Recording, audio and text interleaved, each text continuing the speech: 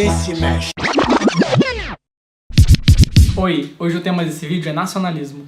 Bem, na verdade, o tema solicitado foi a história como construtora de identidades culturais. Mas como praticamente toda a historiografia contemporânea, ela se baseia na construção e desconstrução de identidades, acaba sendo um tema muito amplo para a gente tratar num único vídeo. E se você não sabe o que é historiografia, veja no link aqui embaixo que tem uma boa explicação. Há um historiador que chama atenção para isso nos seus conceitos de história. O nome dele é Walter Benjamin, e ele escreveu isso aqui anterior a 1940, quando ele falece. Eu vou citá-lo, abre aspas. Articular o passado historicamente não significa conhecê-lo tal como ele propriamente foi. Significa apoderar-se de uma lembrança, tal como ela lampeja num instante de perigo. Com isso, Walter Benjamin chama atenção para que a história tem como função iluminar o presente daqueles que se encontram na escuridão. O historiador ou a historiadora é o homem ou a mulher que busca no passado formas de resistência e de luta contra aqueles que oprimem no presente. Nessa perspectiva, a história ela é um instrumento de luta que constrói a identidade dos oprimidos frente aos opressores. Para fins de delimitação, eu vou focar num fenômeno muito específico, que é o nacionalismo. Mas para entender essa ideia de nacionalismo, a gente precisa compreender pelo menos mais 3 conceitos, que é Estado, identidade e nação. Por identidade, a gente pode compreender como tudo aquilo que é idêntico a um grupo de pessoas. Mas não basta ser idêntico, é preciso ter paixões, ter sentimento de pertencimento. Mas e aí, como a história constrói identidades? Eu vou dar um exemplo para ficar um pouco mais fácil de entender. As gerações de 1950 e 1960, elas enxergavam o negro, anterior ao processo de abolição, sumariamente como um escravo incapaz de resistir à escravidão. Já a geração de 80, ela passa a ver inúmeras formas de resistência, inúmeros aspectos culturais, que vão para além de ser escravo. Essas interpretações elas são conflituosas.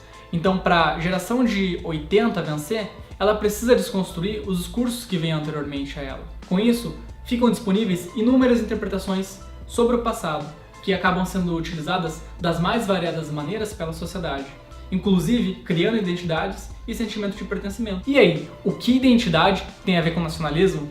Acontece que no século XIX, quando houve a profissionalização dos historiadores, vários estados contrataram historiadores para escrever uma história da pátria, uma história da nação, a fim que as pessoas se sentissem pertencentes ao país em que vivem. Isso ocorreu globalmente, com diferenças em cada país, seja Alemanha, França, Inglaterra, inclusive o Brasil. E o Estado?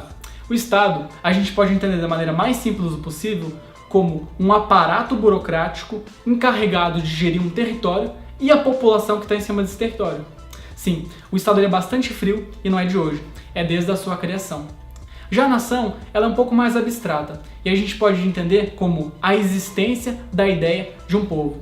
E eu falo em ideia de um povo porque nisso que eu estou chamando de povo, nem todo mundo se conhece, mas as pessoas se sentem pertencentes a ele, como os judeus, que se veem como um povo, se veem como uma nação há muito tempo, mesmo não estando circunscrita dentro de um território. Eu queria usar o Brasil como exemplo de povo, mas depois das últimas eleições e depois do 7-1, eu acho que está meio difícil. E agora você deve se perguntar, e quando o Estado forja uma identidade que não é compatível com o povo? Bem, digamos que tanto a ideia de identidade quanto de povo são ideias forjadas, porque não existe nenhuma identidade e nenhum povo hegemônicos. O que os historiadores de outros tempos fizeram foram simplificações discursivas para afirmar a existência de um povo espanhol, de um povo português, de um povo francês ou de um povo brasileiro. A Espanha é um exemplo bem atual disso. É um exemplo de um território bastante complexo que foi simplificado na ideia de um país espanhol. Em 600 a.C., já existem registros de povos célticos entrando na região. Cerca de 400 anos antes de Cristo, há registros de fenícios, estabelecendo comércio por todo o Mediterrâneo, inclusive com a Península Ibérica, região que inclui hoje o que chamamos de Espanha e Portugal. Nos 300 anos seguintes, antes de Cristo, Roma passa a exercer controle sobre a região. Tal domínio é exercido de formas diferentes até o Império Romano começar a se diluir, isso por volta do século 3 e 4 d.C.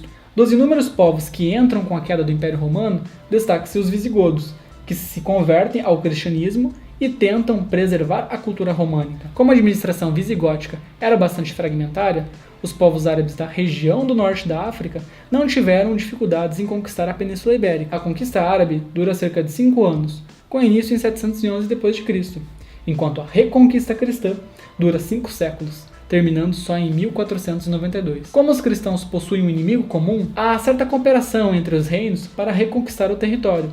os reinos de Leão, Aragão, Castela e Navarra batalham contra os árabes e mouros, de modo que Leão apoia um grupo de cristãos que conquistaram a região na época chamada de Condado Portucalense, em 868. Na mesma época, o Condado de Barcelona surge através de lideranças locais, após expulsar os mouros. O Condado de Barcelona dura então até 1162, quando as casas da Catalunha e Aragão se unem, dando origem à Coroa de Aragão. Um século depois, é a vez de Leão e Castela se unirem, dando origem à Coroa de Castela. Castela e Aragão eram os reinos mais influentes, político e militarmente, e a união das duas casas deu centralidade e organização na luta contra os árabes. Quando houve a união, em 1469, a reconquista já estava bastante avançada, só faltando a região de Granada. E, assim, o reino de Castela e Aragão pôde ditar um ritmo centralizador lentamente, que até hoje não se concretizou com efetividade. Isso é uma visão bem geral, claro, mas que dá para entender um pouco a dimensão dos inúmeros povos, culturas e conflitos políticos que formam a Espanha. E por mais que a Catalunha exija sua autonomia, e às vezes possa até ter razão nisso, não é somente suas diferenças culturais que irão libertá-la. E agora, qual que é a diferença entre a historiografia do século XIX, que cria identidades, e a proposta do Walter Benjamin, que também cria identidades?